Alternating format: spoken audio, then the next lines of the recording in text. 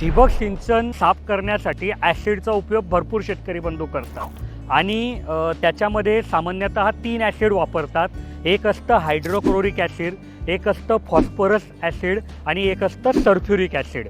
तर कोणतं ॲसिड वापरावं हा प्रश्न सातत्याने शेतकरी बंधूंकडून विचारला जातो. तर मी भरपूर वेळा सांगितलं आहे की जे हायड्रोक्लोरिक ॲसिड आहे ना ते प्रभावशाली आहे, ते ठिबकला चांगल्या प्रमाणात साफ करतं आणि याच्या प्रोसिजर किंवा याचं प्रमाण किंवा याचं हे ॲसिड ट्रीटमेंट करत असताना काय तुम्ही प्रिकॉशन घेतली पाहिजे याच्याबद्दल भरपूर व्हिडिओ बनवले आहे. पण आजच्या टॉपिकमध्ये काय, आजच्या व्हिडिओच्या टॉपिकमध्ये वेगळं काय तर बघा, तुम्ही तुमच्या जमिनीची माती परीक्षण केली आणि त्यात जर तुम्हाला असं आलं की बाबा तुमच्या जमिनीमध्ये फॉस्फरस कमी आहे, तर जरी तुमचं हायड्रोक्लोरिक ॲसिड प्रभावशाली असलं तरी तुम्ही मधल्या काळामध्ये जर तुमच्या ठिबकमधून फॉस्फरस ॲसिड दिलं ना तर तुमची ॲसिड ट्रीटमेंट पण होईल आणि तुमच्या जमिनीला डायरेक्ट तुम्हाला फॉस्फरस पण देता येईल. हाच विषय तुमच्या सल्फ्युरिकबद्दल पण लागू होईल.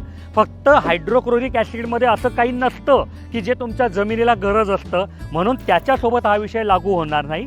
तर हायड्रोक्लोरिक ॲसिडचा उपयोग नळ्या साफ करण्यासाठी वापराच, पण सोबत सल्फ्युरिक ॲसिड आणि फॉस्फरस ॲसिड जर तुमच्या जमिनीला गरज असेल आणि तुम्ही बाहेरून देणारच असाल आणि त्याचाच उपयोग जर तुम्ही असा ॲसिड ट्रीटमेंटसाठी केला तर एकाच खर्चामध्ये तुम्हाला दोघे फायदे होतील.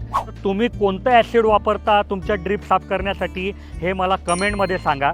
आणि जर असं काही असेल की बा तुमच्या मनात काही प्रश्न आहे, तुम्हाला ताबडतोब कोणाशी तरी बोलायचं आहे आणि मग त्याच्यावर उपाय शोधायचा आहे, तर आमचे इंजिनियर सकाळी 8 ते संध्याकाळी 6 उपलब्ध असतात. त्यांचा नंबर इथे दिला आहे, यांना तुम्ही कॉल करू शकता, तुमच्या मनातलं शंकांचं समाधान करू शकतात. आणि सोबतच असा काही प्रश्न असेल की ज्याचं उत्तर मी दिलं पाहिजे तर तो प्रश्न कमेंटमध्ये विचारा, मी त्याचं उत्तर पुढच्या व्हिडिओमध्ये नक्की देईल.